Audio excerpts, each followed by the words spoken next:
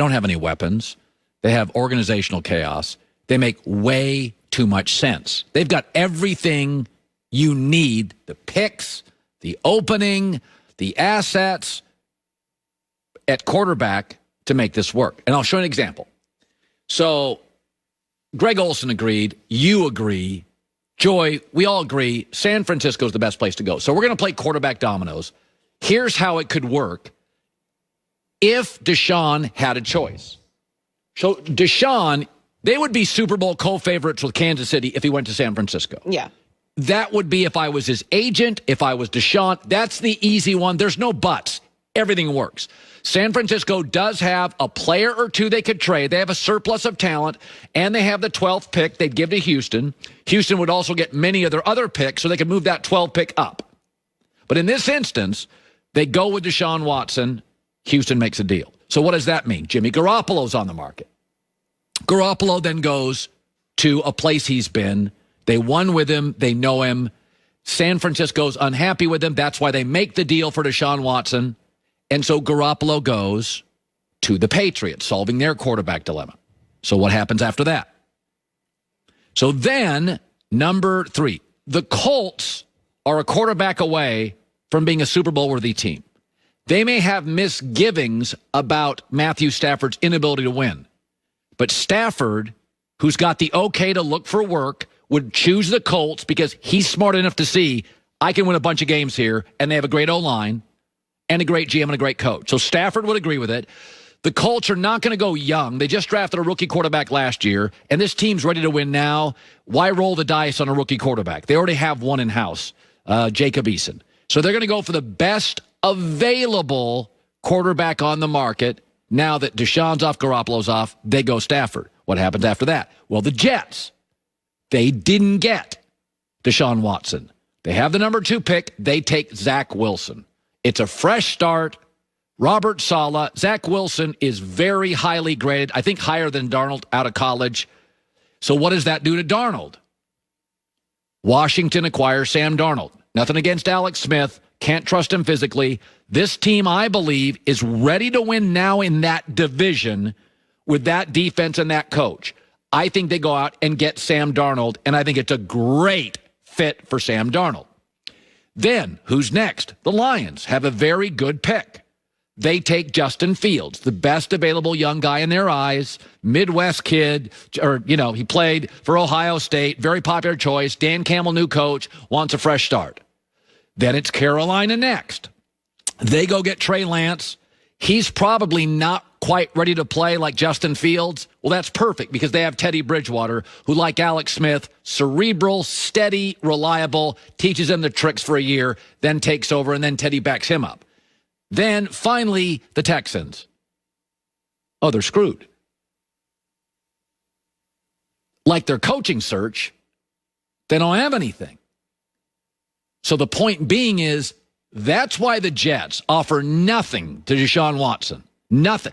Stability, weapons, definite head coach. It's why the Texans are going to try to do a deal with the Jets.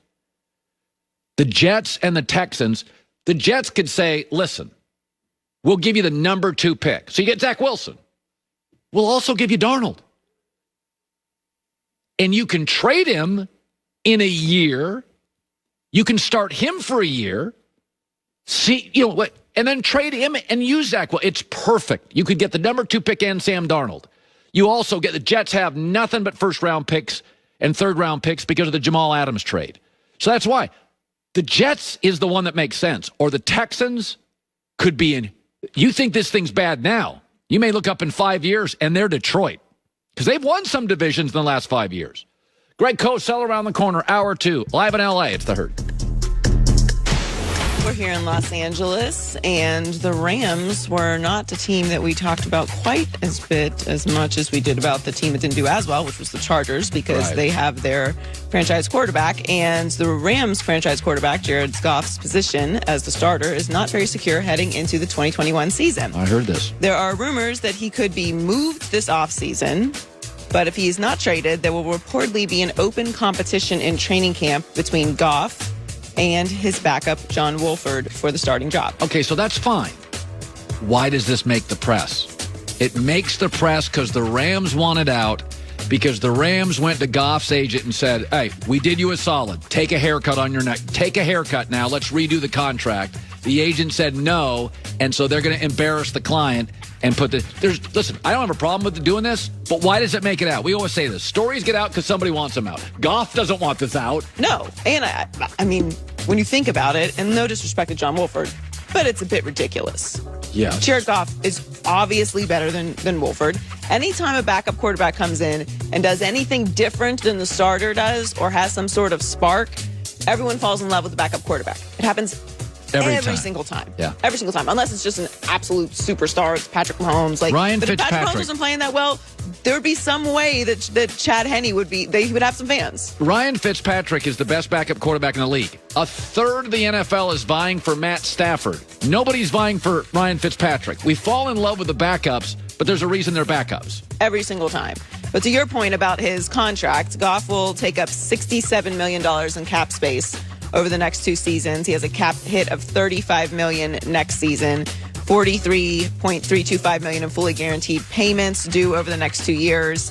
The Rams would face a $65.2 million cap hit if they move on from Goff this offseason. So, yes, they're very tied up with this contract. Now, I didn't hate this contract when it was first signed. Everyone kind of freaked out about it. You have to pay your franchise quarterback. That's how it goes. Yeah. But you also have to perform if you're the franchise quarterback as well. And if you're going to need a bunch of pieces around you and you're going to basically handicap the franchise moving forward, then, it might be in your best interest to wiggle around. Now, again, it's not our money we're talking about here, so maybe if we're Jared Goff, we're like, no. Right. I'm not doing anything. I earned this money, and this is what you paid me. You chose to give me this contract. You guys figure it out. By the way, if I take less money and restructure it, and in a year you don't like me, then I go somewhere else, and I've given up that money, and I never get it back. Yeah. So I get Goff and his agent's position. Exactly. So Phillip Rivers is retiring, and the Colts have to fill their starting quarterback position next season, and owner Jim Irsay is looking forward to that opportunity.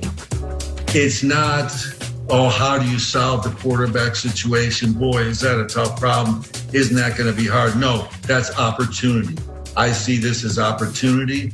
It can go in a lot of different directions, and we just have to make sure we go in the right direction without setting ourselves back as we pursue the new quarterback frontier. Can I get that chair? I know. I just realized I needed to upgrade my home studio. Very Game of Thrones. It was. Well, it's the Iron Throne. He's right. They have a wonderful opportunity here, and they have to get it right. They are a team. I would even put them slightly ahead of. Well, yeah, I would. I would put them slightly ahead of the Dolphins because they made the playoffs this year. So the Colts are in a position to win right now. They have everything in place. They just need a franchise quarterback. Oh, yeah, there's no question. And they'll, it's interesting with their contractual situation. Do they want to, when you're in that Super Bowl window, and they are because they're really good and really young and really talented, do they really want to draft a quarterback and grow with him for 3 years? Or do they want to go in the market and get a Garoppolo or Stafford who have their issues, but you don't have to teach them how to play quarterback in the NFL? If I'm the Colts, I'm going all in. We talk about Super Bowl windows all the time. We talked about if their Super Bowl window is open, halfway closed the other day. It's open, but it closes very quickly. A lot of things change very quickly. I mean, the 49ers were just in the Super Bowl, and now they're talking about moving off of Jimmy Garoppolo. Things change very quickly in this league. They're 9th in scoring, 10th in total offense, 10th in scoring on defense, 8th in total defense. They're set. And they have some stars, Michael Pittman, Quentin